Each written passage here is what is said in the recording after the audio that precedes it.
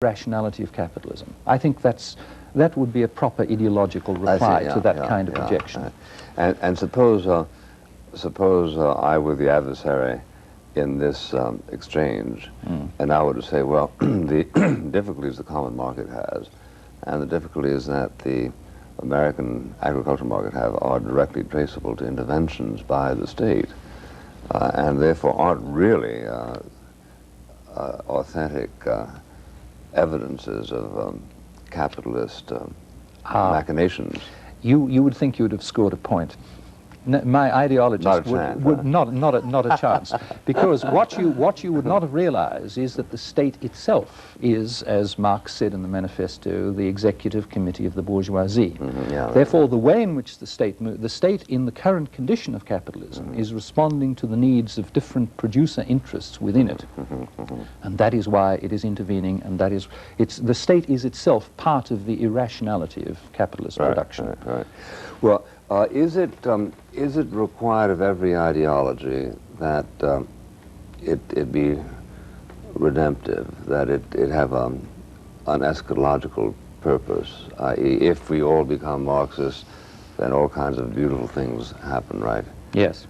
Now, therefore, the enemy of that kind of thought would be liberalism in the antique sense of the word, right? Why? Well, the big divide is between people who believe in the practical world as it is and the human nature we must accommodate to, and who accept the political tradition of the West, and what you call redemptive doctrines. These are doctrines of liberation, and these are beliefs that the world we live in is the most cunningly disguised form of oppression and domination the world has ever seen, that the business of life is to become conscious of it, which is adopting whatever ideological theory is to be recommended, and in that way to fight for liberation. And I think the key word here is liberation, because Western political thought has always been preoccupied with freedom, but it's always been concerned with the assumption that people are free. You see, there's a very interesting passage in Rousseau's discourse on the origins of inequality, in which he pours contempt upon the whole idea of liberation. He says that it is impossible for slaves ever to liberate themselves. They will simply create another slave state. And I think this is a central point in ideology, because free peoples never liberated themselves. That is, the British never liberated themselves. The Americans never liberated themselves. The premise of the American War of Independence was not that the Americans were an oppressed people rising up to be free. They were already free, but they wanted a different set of political arrangements. They wanted to govern themselves. The British, again, never struggled for freedom. They were never slaves in any way. They acquired the habit of free living over a long period of time, so that the idea of liberation is almost the opposite of the idea of freedom.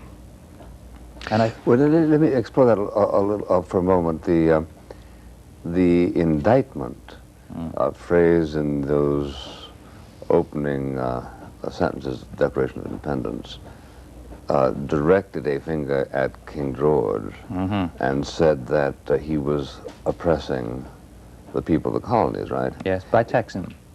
Oh, by doing a lot of things. He listed 13 or 14 things of which he was guilty. Now, why would that not be accusing him of oppressing them?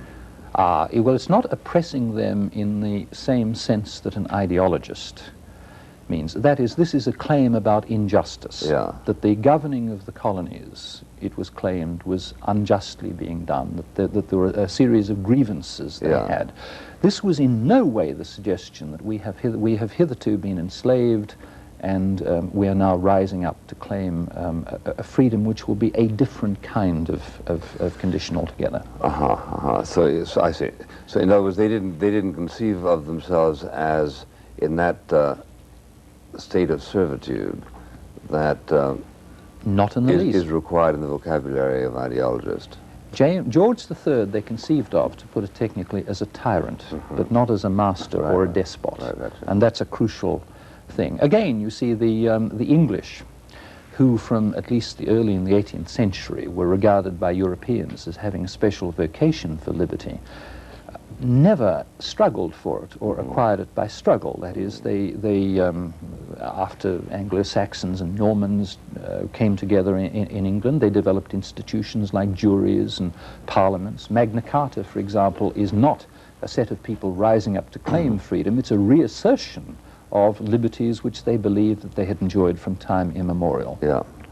So the important point, I think, is that the whole idea of liberation is essentially implausible. And it's implausible, I think, because Marxism and most forms of communism are really designed for a relatively unsophisticated set of people, and a set of people who obviously are not familiar with what you might call sophisticated Western political thought.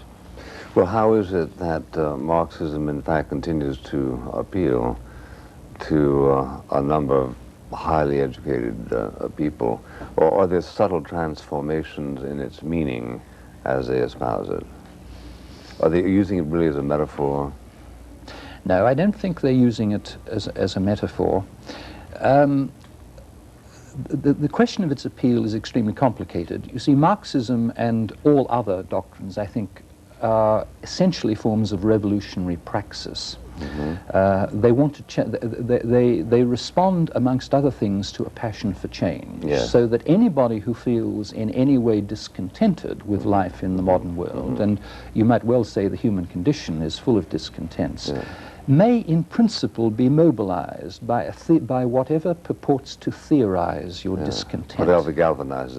Exactly. A liberation theology would be another example, wouldn't it? Well, liberation theology is the conversion of religious ideas into ideology with a sort of light theological gloss. But again, the liberation idea is, of course, the key to all of this, I think. Well, it's an attempt to really baptize Marx, isn't it, in a sense? Yes. Yeah. Yes. However, your book maintains that whatever form it takes, its central profile doesn't change. It is redemptive, it is comprehensive, it stresses liberation on oppressed class, an oppressed class. How would feminism, for instance, be described by your reckonings? Well, feminism is the discovery that women have made at the present epoch that they have always been an oppressed class. Yeah.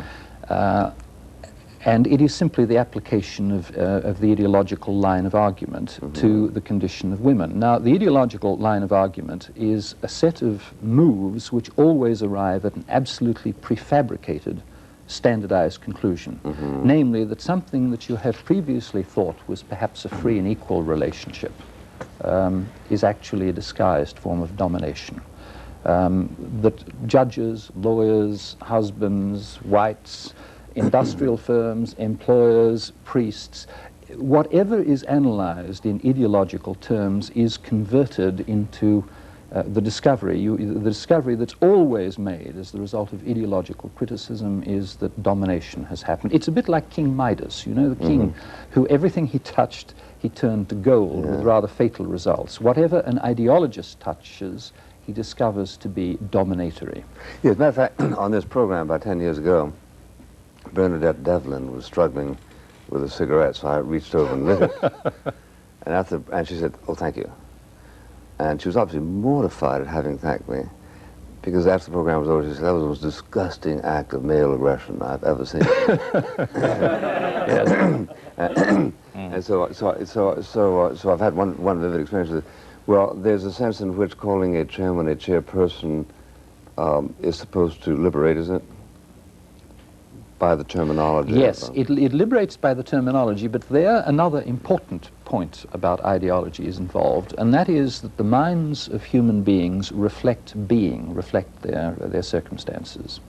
And if you use the word chairman, you are reinforcing this dominatory situation. But if you change the language, then this will be reflected, clickety-click, in the minds of people. Consciousness heightening, right? Exactly. It's part of the engineering of consciousness, so that ultimately all the media of consciousness, like language and what you see and what you experience, will reflect the ideal condition of things. Well, it's one of the points that you make in your book that a false claim of ideologists is that genuine consciousness is enhanced by running it through an ideological strainer, correct?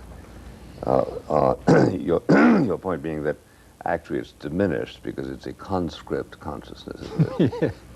Well, what is meant